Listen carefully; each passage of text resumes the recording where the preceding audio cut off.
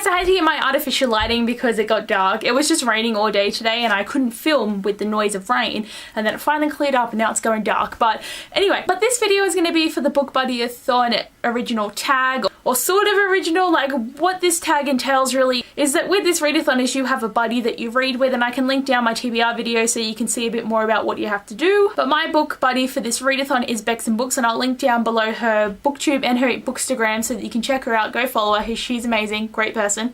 But what you got to do with this tag is you're really learning more about your buddy. So what you got to do is you ask your buddy 5 questions and then they ask you 5 questions, and you can do this however you want. Like, you can make a video about it like I'm doing, or you can just answer them to yourselves in a message, or do whatever, but it's just learning about your buddy and what you're doing, and you can really ask any questions you want. Most of us are probably going to ask book related questions, but really you can do any question you want. But I'm here to answer the 5 that Bex asked me, and I'm excited, so let's get into it. The first question she asked me was, what is my favourite bookish quote? And the one I'm picking is from The Wrath from the Dawn by readathon, and this is, "My soul sees its equal in you." It just rips at my heart and it makes me happy. Like, I know there's a lot of other quotes that I could probably pick, but I do have like a poster that I actually made of this, and it's just the writing of this and how beautiful it sounds. Like, my soul sees its equal in you. Like, wouldn't you love to hear that and not just I love you? Like, my soul sees its pair in you. Like, we're equals, we love each other, we're meant to be. It's just so much, it's just emotional and I love it. I absolutely love it. It's a beautiful quote. It makes me feel so good. The second question she asked me is, what travel destination do you want to visit the most and why? And I'm actually planning a holiday in my head, right? I don't know when it's going to happen, but I really want to go to the UK. I want to go to Scotland, Ireland, Wales and England and do a week in each country and see everything that I can, and I'm so excited. I keep telling my parents, like, we're gonna do it, we're gonna start saving, but I really want to go there and see all the sites. And a major reason for this is just that I have like heritage in like 3 out of the 4 of them. My grandma's from Scotland, my grandfather is from Wales, and that's on one side, and then my other side, my grandma is from Ireland, so I don't have the English there, but there probably is somewhere. So I've got this heritage happening. Like, I'm pure Australian, like purely Australian, and my parents and like we don't really look like those cultures, but it's just really interesting to have that in our ancestry, and I really want to go there and see the roots, and it's just going to be so cool, and there's so many sites I want to see, and I've really wanted to go to Scotland for so long, and Ireland. They're the 2 countries that I've just always dreamed about going to, and I hope it happens. It's probably not going to be for another year or 2 or 3, like, it will happen and I can't wait. Question number 3 is, what 3 tropes make you cringe? And I've probably mentioned these a lot, but there's actually 2 of them you will know about, but there's one that I haven't talked about as much, but it's recently annoyed me. So let's get into these 3 tropes. Can you guess the number 1? It is hair cutting. I don't know. I just have an issue. I have made videos about it. I actually have a top 5 Tuesday that's all about examples of hair cutting, because most of the time it happens against their will and they just have to cut their hair to look different or to make someone happy, and it's just like, it's your hair. And I just hate visualizing characters without their long hair, because most of the time they have it like really long and then they cut it up here somewhere, and I'm just like, you're so beautiful with your hair. And I know it's probably a very wrong way to feel, but it just irks me so much, and it just makes me want to cry when I see them lose their hair, and I'm just like, the second one is the lost princess thing.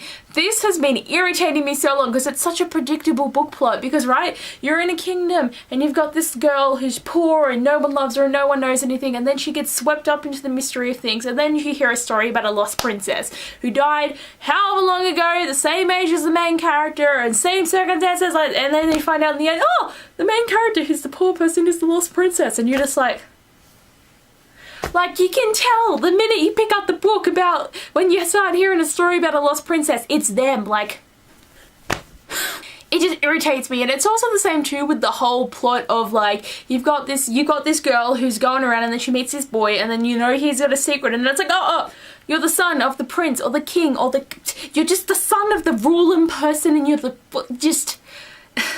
I just hate this like lost reveal. Like, why can't we have more stories where they're already the princess or they already know that they're the prince? Like, just annoys me. And the last one is when the main couple is torn apart for at least a book, and it just pisses me off, because you know this happens a lot, right? Is like there's a build up, for the relationship to start, they finally get together, then they rift apart, and they rift apart for the rest of the series, and then they get together again. You don't get to see this development of their relationship working together. It's not fun. I'm just angsty for the whole book. You're angsty for it to get together, and then you're angsty that it's not going to last because they're apart and there's things going on. Like, I just hate it. They need to be together, or it kills me. And there's so many books that do this and it annoys me, and sometimes it gets unresolved, like they never get back together and you're just like, what? It just makes me sad, like really, and it's just angstiness that I don't like. Okay, so question number 4 is, if you could only read one book for the rest of your life, what book would you pick? And I can't pick just one. I've got 2, okay? Don't make me pick, and those books are The Night Circus and Akomav, because I just can't. These are my 2 favorite books, like right here, favorite book. I know this is a sequel, but I would be okay with this. I'd be okay reading this, but the thing with this though is, like, if I only ever read this book, I would never know what happened in the end. But if I'm only reading The Night Circus, I'd never find out anyway. But this is just such a magical book, and just this, I can't pick my favourite people and characters and story plot are in these books. Like, please don't make me pick. I probably would have to say no books at all if I couldn't have 2. And the last question she asked me is, if you could have a mythical creature or fantastic beast as a pet, what would you have? And I'm like, unicorn. Unicorn. I don't even care. I'm scared of horses, but unicorns have just been a special part of my heart. Like, every time I say what's my favorite fantastic beast or mythical creature, it's unicorn. They're just so majestic and pure and innocent and beautiful, and it's just, they got the little horn and they're always so beautiful. I just love unicorns. Like, literally, it's my one of my obsessions that no one knows about, because I never really have anything. I have a pajama shirt with a unicorn on it. That's about it, but I love unicorns, and I wish I had more unicorn stuff, but they're just majestic. I need a majestic beast as an animal, and I have the paddock. I can put it out there and it can just be running around and frolicking, and I'll be like, beautifulness. So guys, those are my 5 questions that Bex asked me. I hope you enjoyed it, and I hope you enjoyed finding out more about me too, Bex, and I can't wait to see your questions because it's going to be so much fun. I think I asked some good ones, and you'll have to watch her video to find out what they are. But anyway guys, thanks for watching, and I'll see you later. Bye!